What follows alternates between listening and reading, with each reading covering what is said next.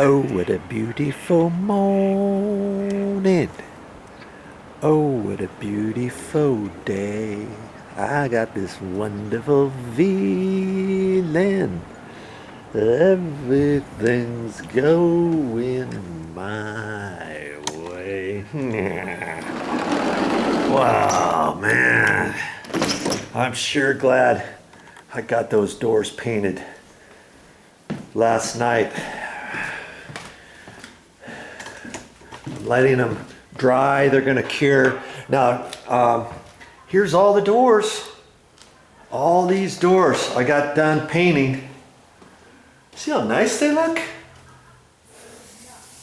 Look at, they turned out really good.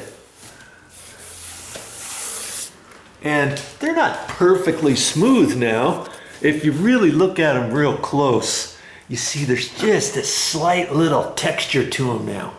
Just ever so little. That's because of the roller, and that's why when I finished off the roller, I had to make sure I didn't have any lines in it, and went up and down all the way so I didn't have a line stopping, starting, stopping, starting, you know, all that kind of stuff. And I think they turned out really, really good. I'll take a quick look at them. I'll turn the light on, make sure I don't have any little runs on any little spot here. And I checked them last night, and they looked pretty good, but you know, they're gonna be set in here for 4 or 5 days or more, because I'm not gonna install those until I get all the door frames painted and get everything painted inside the condo. So here they're gonna sit. And you see, remember I told you I wasn't gonna get much paint on the craft paper. Well, I got a little bit more than I thought, because the roller kept wanting to spit some out when I tried to clean the roller off. I got a little bit on the concrete too. And I'm going to clean that off today. I don't want to get it set on there too long, then it's going to be harder to get off. But it's a latex enamel, it's water-based. Clean up, and I'll get all my stuff kind of cleaned up and kind of set up for my next step. And what is my next step? Pray tell. I'm going to be painting this entire condo in here. Okay, and that goes for all the ceilings are going to be repainted, the walls, the door frames, the baseboards, the window stools, the handrail going up the stairs. I'm going to end up taking that off, and I'll put that in the garage and paint that. This little thing here, you know, this railing section. And I'm like, okay, am I ready to paint? I've got all the light fixtures down, all the things on the walls, the cover plates, the light switch plates and all that. And I'm not ready to paint just yet. And incidentally, when you get ready to paint, what's the first thing you're going to paint? Yes, you're going to paint all the ceilings first. Okay? And then you're going to paint the walls. After that, and see, I'm going to paint the walls with a roller, and then I'll get kind of close to the doors, the door frames, and the top edge of the windows, of the baseboards and all that kind of stuff. Okay? And I won't cut that in. I'll cut that in last, because then after that, I'll paint the door frames and the baseboards. That way, if any of my cut in on the top edge of the baseboard for the white, or around the edge here, if a little bit of that gets on the wall, that's okay. I can get a little bit on there, because then the last thing I'll do is, after I paint this wall to about here, then I'll cut this little bit in with the paintbrush. It's easier to cut your wall into the door frame rather than your door frame into the wall. Does that make sense? And I mean, if you were a professional painter, they'd say, hey, I don't care what you do. I'm good. I'll do it however. I can, you know, somebody paints the walls, they cut in the walls, and then somebody else goes along and paints the baseboard or something, you know, cuts it all in. But you're not a professional. So see, if you paint the baseboards first, and if you paint the door frames first, let's say, when you get ready to paint your ceilings, you might get a little bit of paint droplets coming down, getting on top of the edge of your face of your door casing, let's say, or some drips come down and hit on your door casings, or when you're doing your walls and you get a little spit of dusting of paint that drops, now you get some of those droplets you get on your trim of your baseboard, not necessarily this flat area, but your OG trim. You might get some of these little things. See, this is from somebody painting the wall after they painted the baseboard. See there? There's another little drop. There's a drop. There's some there. Here's some more gray paint, right there. See? Just little bits. That's because there's some more right there. That's because whoever did this, maybe they decided the baseboards were already painted and they went to repaint all the walls. And they thought, I'm not going to paint the baseboards, we're just going to repaint the walls. And you get little bits of paint stuck on there, and they didn't go back and wipe it off. See? Well, if you, now, for me, I'll do the walls first, and then I won't cut in the top, the bottom of the wall from here down. I'll wait, and then if I get any drips on here, I'm going to be repainting the baseboard anyways, right? So I can paint over those drips, or I can wipe some of the drips off, whatever. Okay. Then the last thing I do, then when I cut in the baseboard, that's going to be a pain in itself because it's right down next to the carpet. I'm going to have to put masking tape from here over and stuff because I don't want to get it on there. And there's going to be only so close I can get it. See, the last person, they stopped their paint right there. See, from there down, they didn't paint it the last time they were here, did they? See, they didn't cut it in because they were afraid to get some paint edge on the carpet. And I'm gonna have to put the masking tape and kind of roll the masking tape over this edge just a little bit. But after I do the baseboard, see, I can cut in the top edge of the baseboard with my white paint. You see? And then if a little bit of the white paint gets on the wall, that's okay because I'm going to be repainting the wall, and then I'll cut that in. It's a process. Okay? I'm going to have to recalk everything and all that kind of stuff. I'll look on the top edge of the base and see how well it looks. If there's any imperfections in certain areas where I feel the caulking has dipped down lower than the bottom top edge of the baseboard, I might want to recalk some different areas. Of course, I've got to recalk around the door frames. I've cleaned all that stuff out. I'm going to have to clean all that kind of stuff. It's all in the prep, baby. It's all in the prep. But enough of that. So I know the first step when I come in here to start painting is the ceilings. And then I'm going to do the walls. Okay, but before you even get your paintbrush, your paint roller out, there's something important you have to do. This condo is 15 years old. What do you suppose it is? I'm going to have to take a broom and I'm going to sweep down the ceilings and make sure I don't have any cobwebs in the corners and stuff. I've got to vacuum off that ledge up in there, and then I have to sweep the walls down. You'd be surprised at how much dust accumulates over the years and gets on your wall. Okay? And so if you leave all that dust on there, you're not going to get as good of a paint job when you're painting. You know what I mean? And it's just a good habit to get into, especially if you got an older place. Well, you know, this is 15 years. Do you ever suppose anybody ever has wiped these walls down, have swept these walls down, have vacuumed these walls, wiped the walls down with a rag, anything, ever, after they did the first paint? No. Or after they did the repaint. Somebody came in here and repainted all this. I know this is not the initial original paint. Because see, when I took the light fixture down, here I took down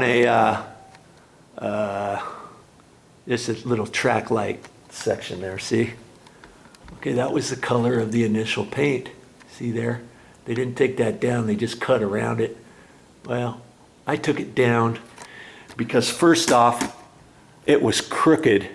It wasn't even lined up straight with this corner or with the wall. That one was pretty much, this one wasn't. And it's just easier to take everything down. I was in the mode of taking everything down. I took the ceiling fan down. I decided, hey, I'll just take the track lights down. I don't want to cut around it. Then, you know, with my roller, I can just don't have to worry about anything. There's fire sprinklers throughout this condo, so I'm going to have to cut around those. Okay, no biggie. And there's smoke alarms, but I'm going to take the smoke alarms down before I paint the ceiling. But I didn't want to take the smoke alarms down for the last week and a half because I still wanted the condo protected in case there was a fire. The smoke alarms would go off. And so when I get ready to do these ceilings, do all the ceilings in the condo, I'll take the smoke alarm down. I'll take the trim down so I don't have to mess with it. And it's not that hard to take these down. Okay, and then after I get the ceilings done, even before I do the walls, I'll probably go back around and reinstall the smoke alarms. That way I'm pretty much covered. Okay, so my game plan today. What is my game plan? Taking my broom and sweeping all the ceilings, all the walls, and then when I get done with that, I'm going to take the vacuum and vacuum up the carpet from all the dust. If you would have this in a microscope, you would see all the dust flying off of these walls and the ceilings and all that kind of stuff. Obviously, that's going to be down on the carpet, and I'm just going to spend the time and vacuum. No biggie. I don't mind doing that. I got the whole upstairs to do. Hopefully, you've been watching my videos and you've seen a few videos before this one on different things that I've done here and that I'm getting ready to do, and I'm gonna make more videos too of some different things of when I'm painting and all that. I got to get a carpet guy here to stretch the carpets, re-stretch the carpets, and do all that. Now see this area here, I got up there and removed the air return and left the filter up there. And while I was up there, I wiped the ceiling from the corner over to the ledge here, at least that far. And then I did the walls while I was up there. It was really dusty. And I did the top edge of that little landing up there and swept all that, scraped up a little bit of stuff, vacuumed that. Also, I don't have to do that. So I just have to go from this edge on down, kaboom, and do, am I going to sweep down the closets too? Yeah, I am. I'm going to sweep those down, sweep down this whole thing. I'm going to get up here as high as I can with the ladder and my broom and sweep that stuff down. Eventually I'm going to have to bring my extension ladder over here to get up there to paint the ceiling, to paint the skylight well, and to paint these walls up there because I only have a 8-foot ladder here, 8-foot fiberglass ladder, and that's going to only get me up there so close. And plus the ceiling's going to be white and the walls are going to be a different color, so I'm going to have to cut in. Had I not done that, I might have been able to use an extension paint pole, let's say, with my 8-foot ladder, and then when I get done with the roller, then I could cut in. I could attach a paintbrush and wrap that with some duct tape or something and cut in, or not just do the corners because everything is the same color. See, but because the ceiling's going to be white and the walls are going to be a different color, I can't really do that. I'm going to have to get up there by hand with the paintbrush and cut it in and stuff. I could attach a paintbrush to my extension rod and cut in the ceiling that way and not worry about some of the white paint getting on the wall, right? I could just slap that paint up there, do, you know, kind of a halfway decent job on cut in. But if some gets on the wall, no biggie. Then once I do the walls, I'd have to get up there and then I'll cut in the walls to the ceiling. That's how you do that. I never like to do walls and then cut in the wall to the ceiling and then do the ceiling after that. Doesn't make any sense. You know what I mean? I'm trying to be as efficient as possible, trying to help you as best I can so that you can do it, so that you can do it yourself. You don't have to hire a painter to do all this stuff. You know, yeah, if you did, bye-bye $8,000 or $9,000, okay? Instead,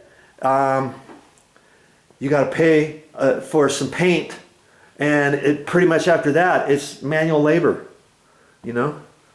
And I think you can do that.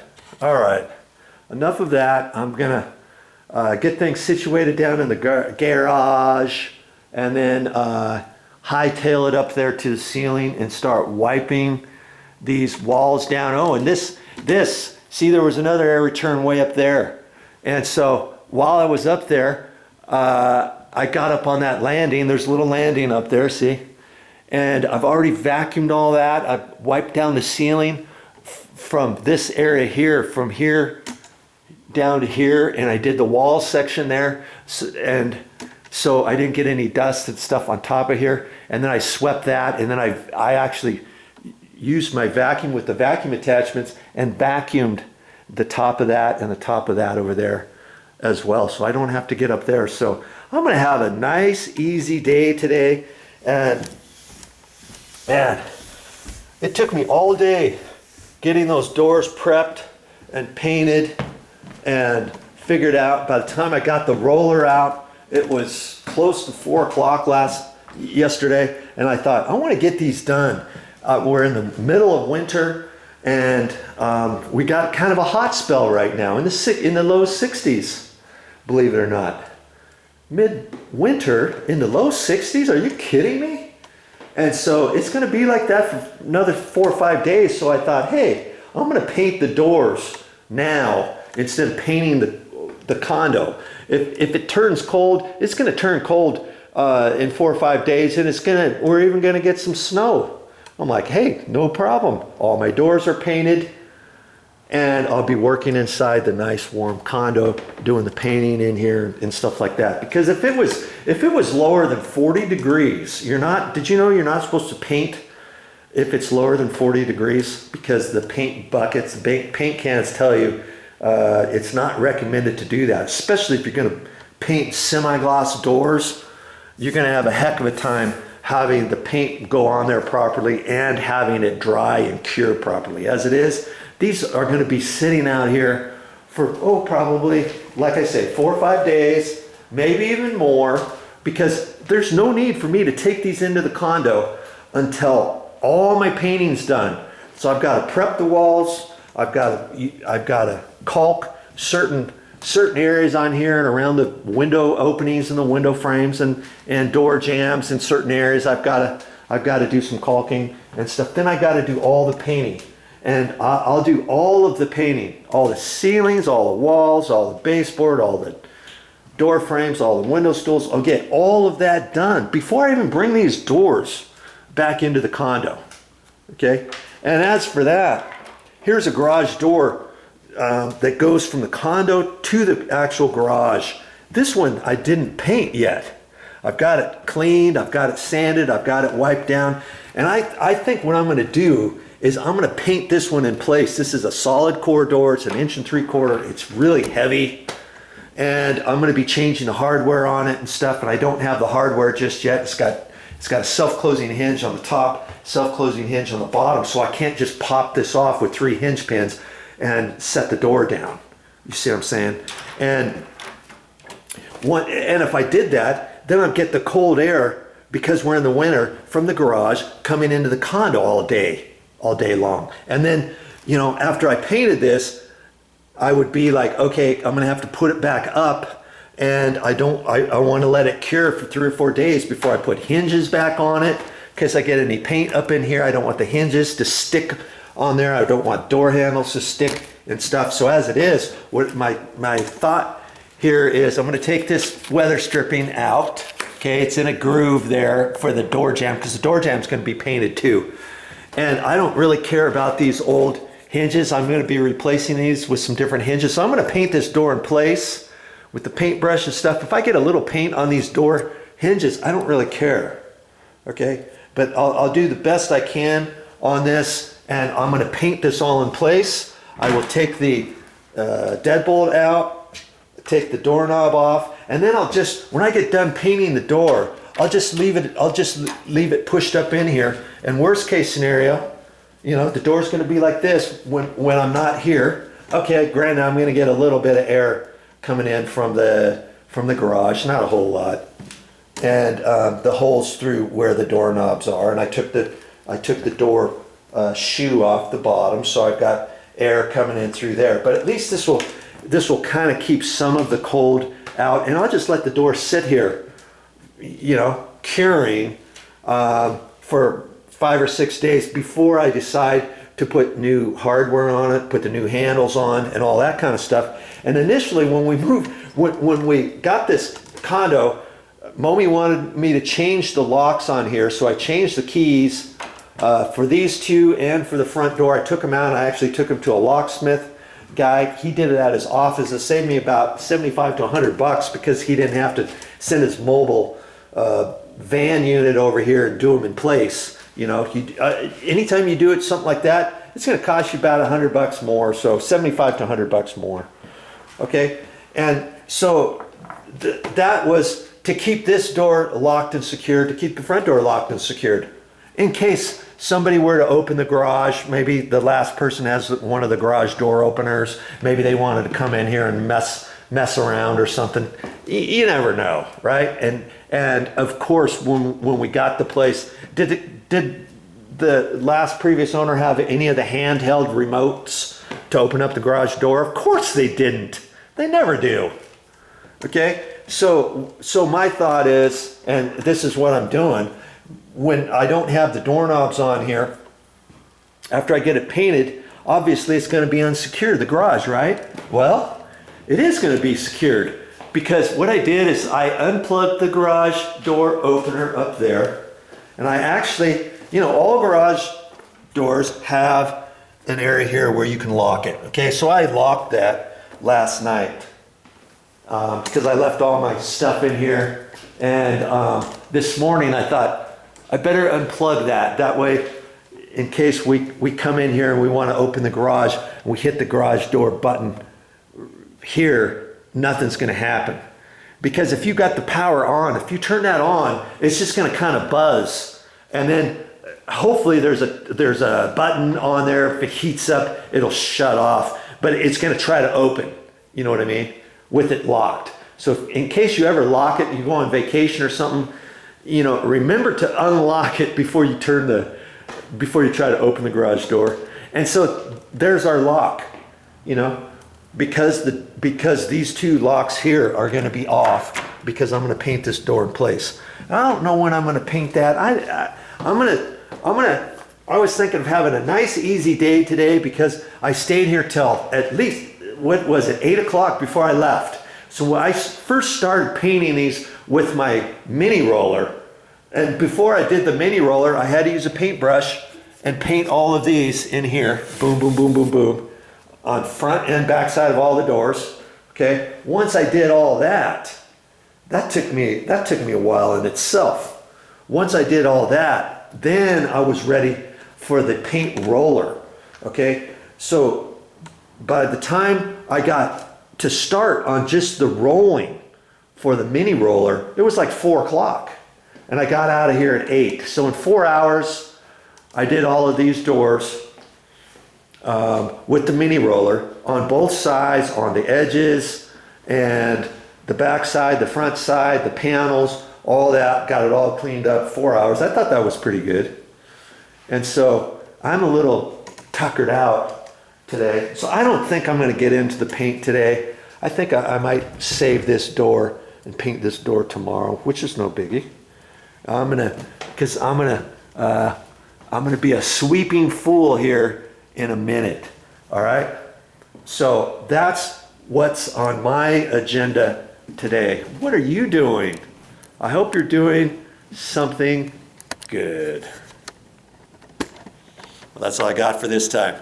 But I'll be back with more videos.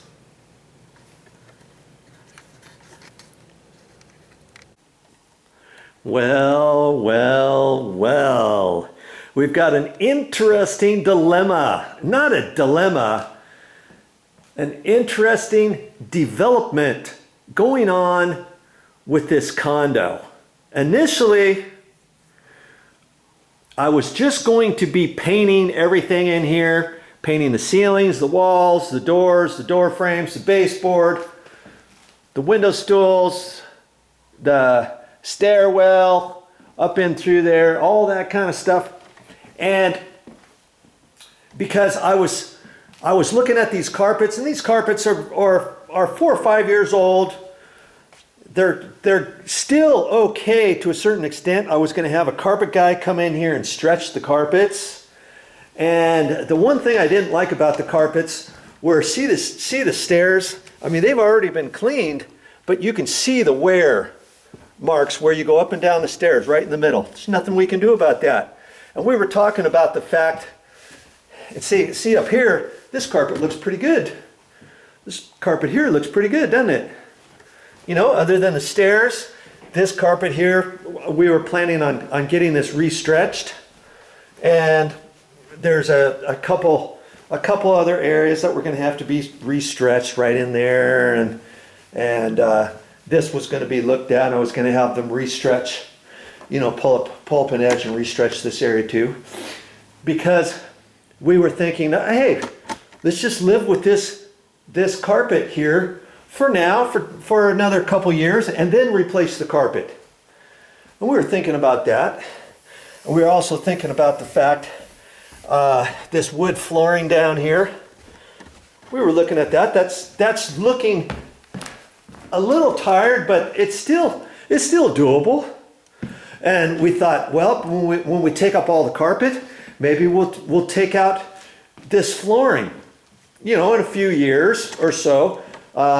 Maybe some vinyl laminate flooring, and then extend the vinyl laminate flooring out this way, because we've got a little deck here, and there's a nice river is right here.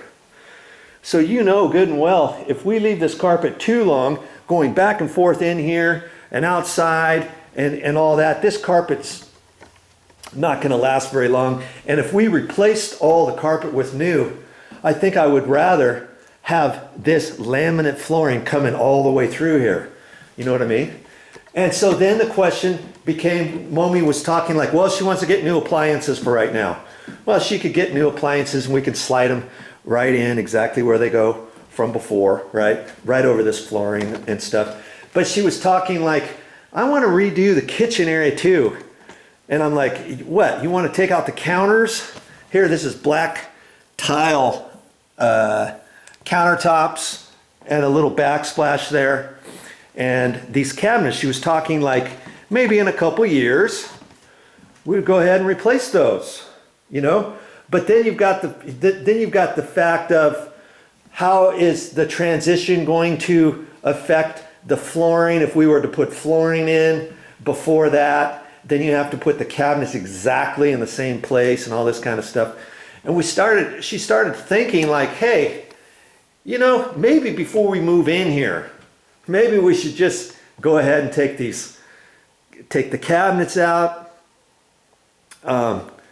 new kitchen area, take the carpet out, take the flooring out, do everything she wants to do. Let's do it now before we move in, you know? And so we talked a little bit about that this morning. We came over here, we kind of kicked it around and stuff. She's going to have somebody come out here in a couple days to tell her how much it's going to cost for this area. Because I told her you got a couple different options for these cabinets. If you kind of like the looks of these cabinets, you know, with the inset in here and all that kind of stuff, and if you like that, but if you want to get those, if you want a painted color, maybe just have a painter come out here and repaint the doors, you know, refinish the doors and the face frame, but leave the interior alone. You know, you could do that.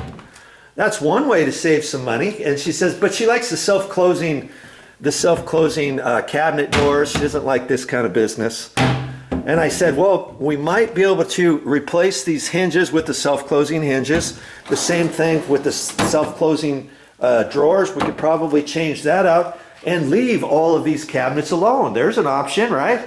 And just repaint the fronts and the face frames, and obviously this side here would have to be painted, and save some money. Just rip out the countertops, put some quartz counters on here. We could put a backsplash from there up to the bottom of the cabinets along in there, and a new sink faucet, and the new fixtures, you know, a new range, a new dishwasher, new refrigerator. I mean, these are fine, but she wants to, you know, they're getting a little old. This one's all marked up and the handle broke off of this one. I thought I could fix it. I don't think there's anything wrong with the Whirlpool dishwasher. But she thought if she's going to replace things, she might as well replace everything brand new. So there's one option. Or the other option is to tear out everything. Tear out all the lower cabinets and get exactly the right color you want. And at first she said she was okay with all this. And then later she says, well, I kind of like the looks of the uppers in certain areas to have glass doors, you know, glass inserts. And maybe there's a way to keep all the rest of the cabinets and just get some doors. And maybe they have some doors that will accept the exact size and the exact location of where the hinges are. I don't know if they do or not. And then put the glass inserts, you know, type of doors in here with the opaque, the obscure type of glass, so it's not clear. Maybe do that on a couple. She always likes that. I don't know. I don't like doing that because then you can see stuff in there, but that's what she likes. And then leave the rest of the stuff and paint it. So I don't know. There's another option on what to do. But Tuesday in a couple of days is a drop dead date for her to decide. I'm just throwing out options for her. I'm telling her, hey, whatever you want to do, you can do. But once you pick out the colors, everything has to match and you get to live with it, because she's already picked a color for the walls, and it's a nice color. But I told her, I says, before I paint all the walls, I'm going to get some sample paint at the Home Depot. You can buy just a little container about yay tall with some testing paint, and you can pick 2 or 3 different colors, and then you can paint one square area on a wall, stand back and think, okay, is that the color I'm going to want or not? Because if you change everything, you want everything to match, or you want everything to be slightly different. You don't want a gray. We were thinking about doing the washable, the vinyl long tiles, you know, that looked like wood grained. It looked really good. But then that color contrast has to be different than the counters, has to be different than the than the cabinet face frames, because there's 2 or 3 different colors of gray at the store. Okay, and then depending what color of paint you have, your paint needs to kind of blend in with your or contrast or not be too awful looking when everything's all said and done. You know what I mean? You want to kind of get a happy medium of all the different colors. So when we were looking at the cabinets, we looked at this one color and I said, yeah, but what about your walls? And she was like, oh yeah, we've got to look at the wall paint and make sure that it doesn't clash with the color of cabinet she wants, or the color of the floor she wants, or the color of the carpet. Now down here there's not going to be this carpet anymore. There's going to be the carpet going up the stairs. So everything has to kind of blend in. So today, what am I going to do? I was getting ready to start painting the ceilings, you know, prepping. I've already broomed everything down. I was going to start filling nail holes, screw holes in the wall in the different places. There's a, you know, some different marks up in here where there was nail holes from picture frames. I've got a caulk around baseboard, around door frames, and the window frames where I've cleaned all that old paint off and stuff. I was going to do that today, but you know, things are a-changing. So I'm here today to pull up all of the carpet. So I've got to cut this carpet up. This is going to be a pain to do these stairs. But you know what? It just made my life easier to get ready to paint, because I was going to have to mask off all the baseboard, all the carpet, you know, a couple inches out from the edge of the baseboard, and around the door frames and everywhere where there's going to be paint. I was going to have to be real careful with that, and real careful of these floors. And here, somebody took the carpet out, and then they put cedar planking down. I'm going to end up ripping it up, because if we're replacing all the new carpets or all the old carpets, I said, you know, this stuff is 6 or 7 years old from the last person, and let's just pull that up, put carpet in there. You know, that's usually what they do. This is a guest bedroom with a guest closet, so we're going to put carpet in there, so I got to pull that up. And here's another thing, where the washer and dryer go. She was talking, well, if I'm going to replace everything else, why not get a new washer and dryer?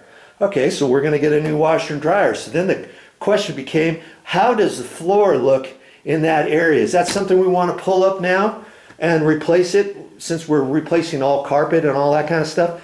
I think we've decided we don't dislike this tile floor in here. So the new carpet is going to go just to there. We're going to leave the existing tile floor. There's little cedar flooring in there. I'm going to pull that out. So that's just a little pantry, a little closet area. So the carpet's going to go in there.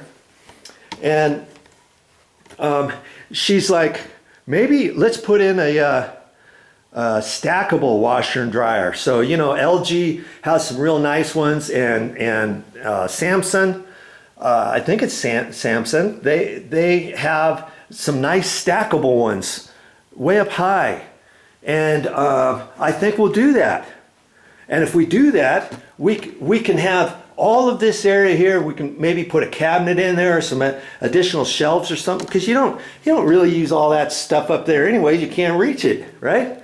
So we're going to do a stackable washer and dryer right there. I think it makes sense. The dryer outlet is over there, obviously. The dryer's there, the washer's there. So I said, instead of putting the stackable over here and having the dryer hose exposed over here to hook up wherever the hose is. Yeah, see the hose is way over here, and then you've got the plug for the dryers over here. I thought, let's just put the stackable over here. And the furthest that the washer is going to be exposed, obviously, is this here, you know, but that's okay. And the drain's down inside of there, so the wall from here down is going to be empty, and from there up. So we could put some shelves up there. We could put a cabinet up there, open shelves, or a cabinet with doors, whatever. That'll give us a little bit of room. We don't have much room in this condo. And so she was talking like, let's redo the bathrooms too. Well, that's something we can do later on down the road. That's not going to affect anything other than right where the carpet is, where the transition is, the carpet dies down in there. Well, we'll probably just pull the carpet up and work around that, and then whatever flooring happens, I think we're going to take the tub out. The shower enclosed area, the surrounds is tile. We're going to take that out, put a different tile. We're going to take the tub out. She wants just a walk-in shower. She says, hey, I don't care if there's a tub in here for the guests. You know, this is just going to be a little guest bedroom. If somebody stays here for the night, they take a shower instead of a bathtub and a shower. Big wow. Okay, and then we can put a glass piece from here over all the way up, or, you know, yay high, and just have this open with no shower door, no nothing. And I was hoping to get the tile to transition and flow straight in and then down. Hopefully there's enough slope there. We may have to do something for the floor to do something with that, so you don't have to step up. So it's kind of like a handicap accessible type area, other than the widths and everything, but you can just walk straight in. We'll put grab bars and all that kind of stuff. But see, all that can be done at a later time, right? Without affecting the new carpet out here, without affecting anything. Same thing in the master bedroom, bathroom. Okay, if she wants to redo that later, okay, fine. She likes the big tub, and it's a jetted tub. This front you can pull out in case you need to get down in there. That's kind of slick. And okay, so the shower's not very big. I don't know. We may have to have a shower door on there, but because the shower head's here, she's talking like maybe instead of having a shower door, maybe having a glass panel from here to there or something. I don't know. See, this one we may have to go with the shower door. She doesn't like shower doors. She likes to just be able to walk in. Maybe we can walk in here, an opening from here to there with a shower panel, and with the water not spraying out too far or something, or tile this whole wall too all the way through. So if you're taking a shower, if water sprays down this way, this could get wet, but hey, no biggie. If it's just walks in, you know, with no ledge or anything. So we'll have to see what happens with that. But just giving you some developments. So you want to keep, hopefully you want to keep watching these videos, and I'm gonna put them all together. Condo,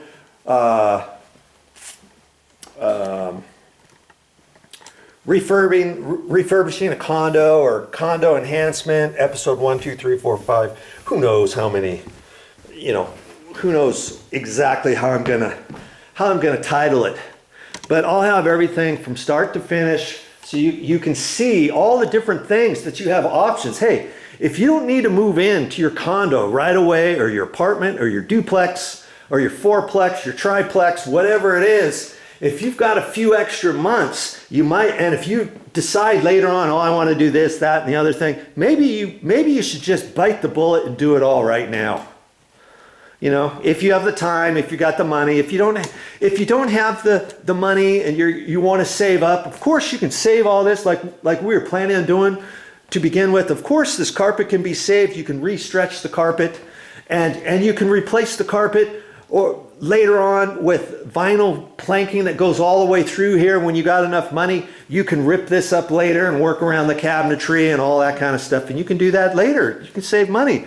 But see, here's the thing. Mommy was over here the other day. She was cleaning baseboards, because before I was going to paint all these baseboards, I wanted her to wipe them down, and then I wanted her to lightly sand them and then wipe them down so the paint sticks and everything.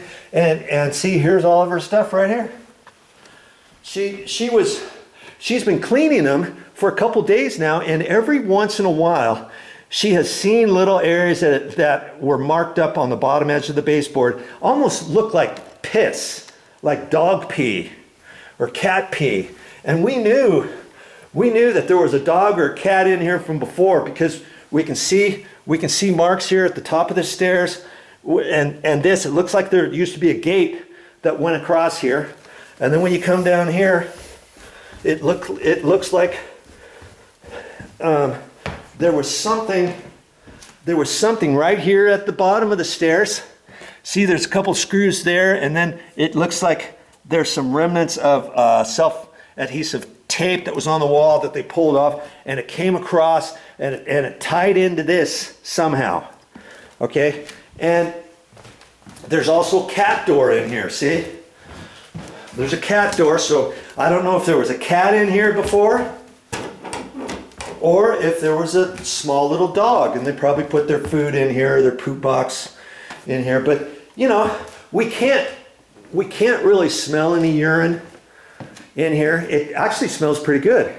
But Mommy's concern was, okay, who knows how long there's been a dog in here, there's been a cat in here. We've got a cat.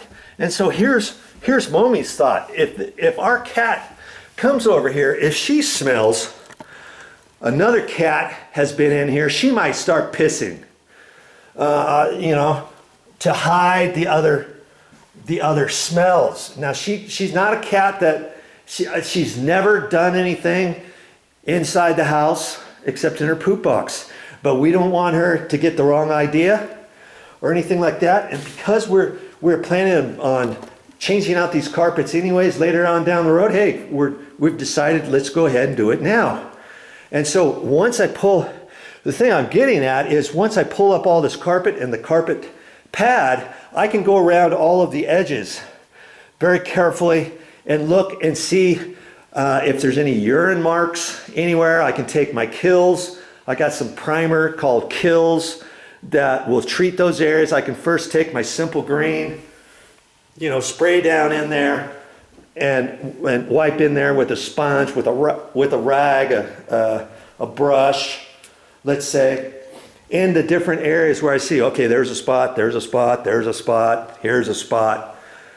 Good grief, what kind of cat or dog did they have around here? We don't see any marks on the floor, on the carpet, but there's nothing saying there's not marks underneath. And so I can now look at that, can I? Because I'm pulling up the carpet and the carpet pad. Okay, so then now I can treat all those areas. And here's another something.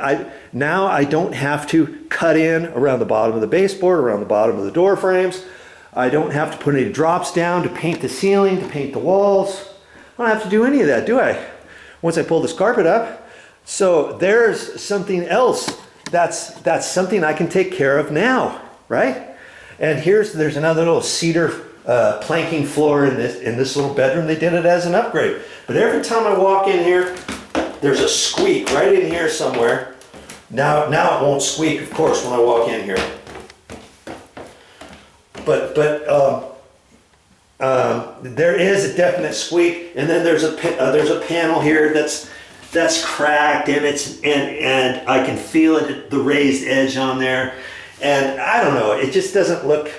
I don't really like the look of it, and plus I don't smell any cedar. You might have smelled it when they first installed it for the first year or so, and so I'm going to be able to pull all that out. I'm going to be able to earmark exactly where the squeak is. And maybe the squeak is right over a floor joist, so I can put some screws in there and fix that before they install the new carpet. And there was also another squeak every time I came into this little bedroom right here.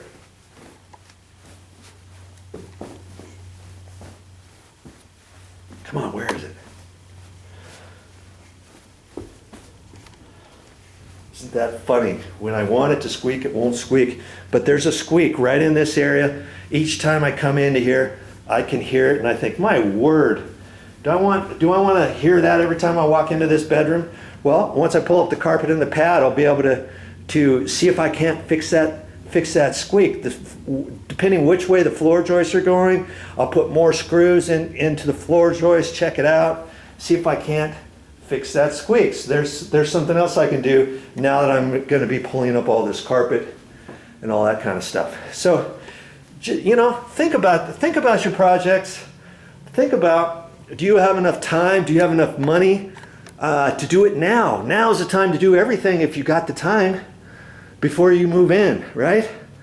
But if you don't, you can do it the other way, okay? So 2 different options for you. It's gonna make my life so much easier getting all this painting done without getting it on the carpet, without tediously cutting in all the baseboard and everything down on the carpet. I'm sure glad Mommy told me today, because I was just getting ready to start painting. And I said, okay, well, that's fine. See all the marks on the carpet right there? This is carpet that's already been cleaned. But see, if you look at this carpet right in here, you can tell the carpet's not that old. And what we'll probably do, I don't know what kind of carpet we're going to pick out. I was trying to convince her of some sort of shag, a little bit thicker areas, so you don't see the marks as much. And then maybe when we come in and out, she used to live in Hawaii. She was born and raised in Hawaii. So I'm going to suggest, hey, maybe every time we come in, we take our shoes off and we put on slippers or different things that whatever those shoes are, or slippers, whatever, those are only to be worn inside. So maybe put a bench out here, a little high boy bench type thing, and put our shoes on right here before we go out. You know, when we come in, we change them, or put something over here. You know, a little shoe rack or something. Who knows? And then, you know, later on, we're not going to get any of this, are we? If we wear the same, the only shoes or the only slippers we wear are ones that we have inside the house, we're never going to get those marks, are we? That is just awful. So I'm like, what other options are there other than carpet for these stairs? I mean, I think it would be so expensive to try to take these out and put another type of stair tread on there and riser and paint those. And now you've got hard area underneath your feet. I like the idea of carpet going upstairs because of the cushiness and because you got pad under it and all that kind of stuff. And it looks fine. It's not like by the front door. Here's our front door, and then you walk right up the stairs. Then I don't think I would want carpet. But see, the front door's over there. You walk in here, you don't see the carpeted stairs until you're in the main room. You know? And so I'm going to suggest us just wearing, you know, slip-on shoes or slip-on